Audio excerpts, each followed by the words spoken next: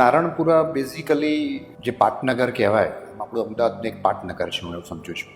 અને એવો ઘણો વર્ક છે કે જેના નિયર બાય બિઝનેસીસ હોય, ઓફિસીસ હોય, જે લોકો ત્યાં રહેલા છે. ઇનફેક્ટ હું કહું તો કદાચ અમદાવાદના આઉટસ્કર્ટ્સ એવા ઘણા છે કે ત્યાં અત્યારે ટ્રાફિક છે, અને પણ ઇવન ઓફ નારણપુરા સ્ટીલ ના હોય, તમને એટલો ટ્રાફિક નથી, રહેવા માટે બહુ આઈડિયલ છે. ઇનફેક્ટ અમારો જે અત્યારે પ્રોજેક્ટ છે એક કૌટિલ્ય નિલય છે, નારણપુરામાં જ છે.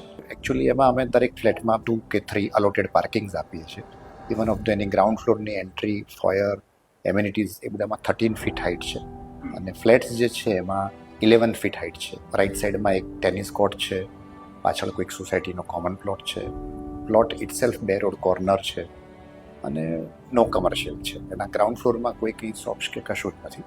અને એની સામે જે નવરંગ સ્કૂલ છે કદાચ 22-25 હજાર વાર જગ્યામાં છે.